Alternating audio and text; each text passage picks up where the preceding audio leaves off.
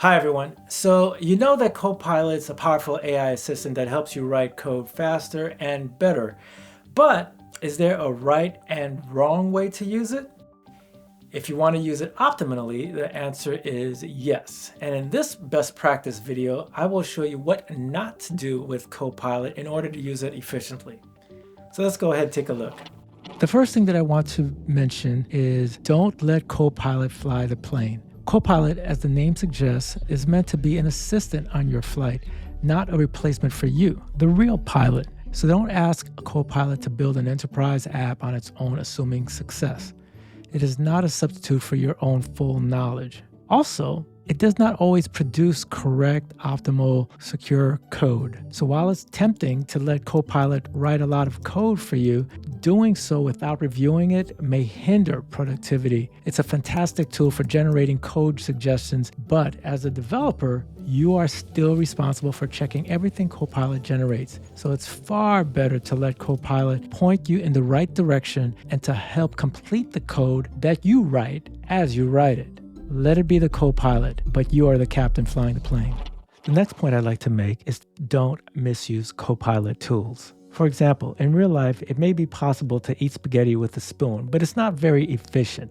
Likewise, when prompting Copilot, you want to do it efficiently. For example, right after line 14 here, it's technically possible that I can use comments to prompt Copilot, saying something like to add product rating to this form, in addition to the product name, price, and description that's already there. And when I hit enter, it will make a suggestion. But this is not the most efficient way to do this. Whenever you're within code, if you need to make a prompt, you want to use inline chat. So I can hit Command I here, add my prompt, and as you can see, it makes a suggestion on line 15, which I can accept. The other way to prompt Copilot is to use the side panel chat. But this is more used for conversational questions rather than a simple prompt like this. So something that would be more appropriate is if I were to add that product rating like I just did, I can come to chat and ask it, where else in this app must I update if I add product rating to this form? And as you could see, it could tell us all the different areas in the app that we'll need to make additional updates and the details of that update after I add an input for product rating. Now, I just used product rating as an example here, but we're not going to really add this.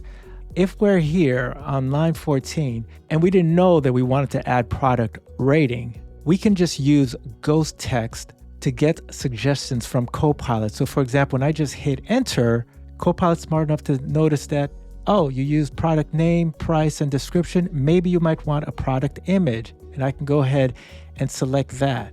If I move on to the next line, it will give me another option. How about product category? And so after using ghost text and getting some suggestions there, if I then decide I wanted to add product rating, I can go ahead and request that. But the point is, you want to do what's the simplest first, using ghost text, inline chat, and for something more detailed, conversation-wise, the chat panel.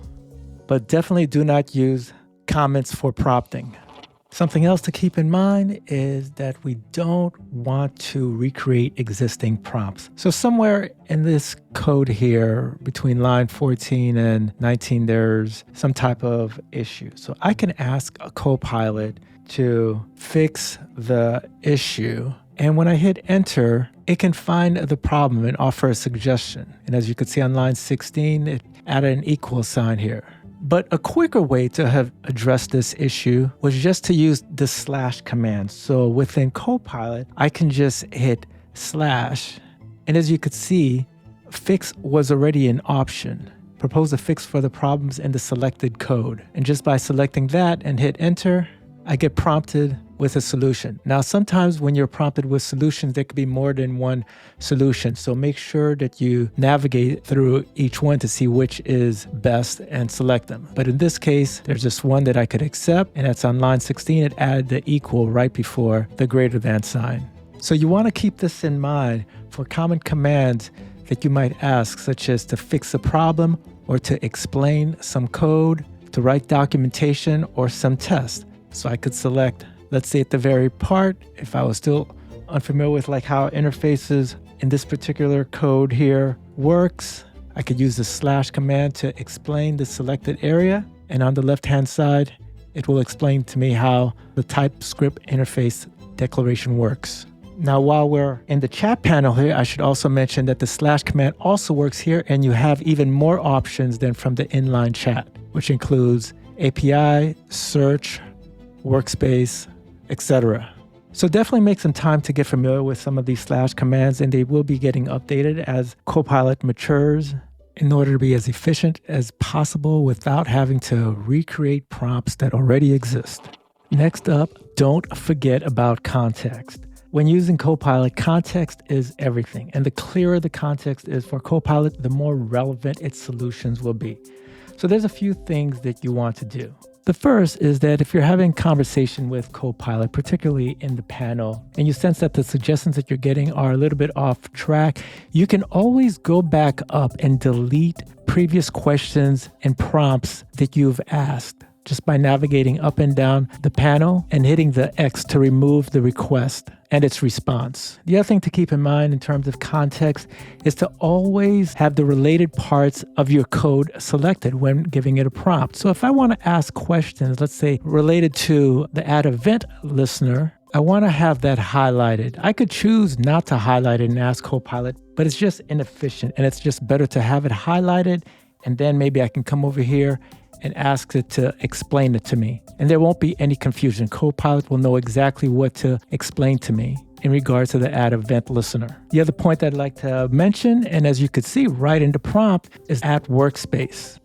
The at workspace agent knows about your workspace and can answer questions related to it. So solutions you get is relevant to your project, but not just a general technical answer. Another thing to point out is to add files to your project so that Copilot takes that into consideration when answering questions. So if you know some of your questions might be relevant to the styles sheet, make sure that that's open and part of your project.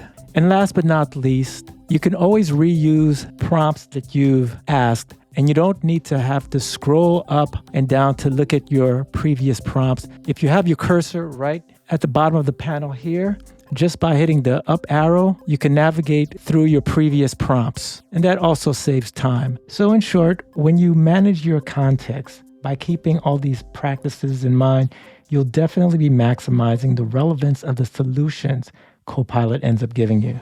And the last thing that I'd like to mention is to not ignore the feedback features. Use the feedback and rating features of Copilot because it is constantly learning from your feedback. So let's say, for example, there was a typo over here. And when I ask Copilot for a suggestion, you'll notice on the right-hand side of the prompt here, you can use the thumbs up or thumbs down button to rate the suggestions. If you want to report any issues, by clicking on the ellipsis right above, you have the option to do that. Doing this will help Copilot improve over time and provide you with better code suggestions in the future. That's it for this best practice video on what not to do with Copilot. Hope you found it useful, and don't forget to check out our other Copilot related videos.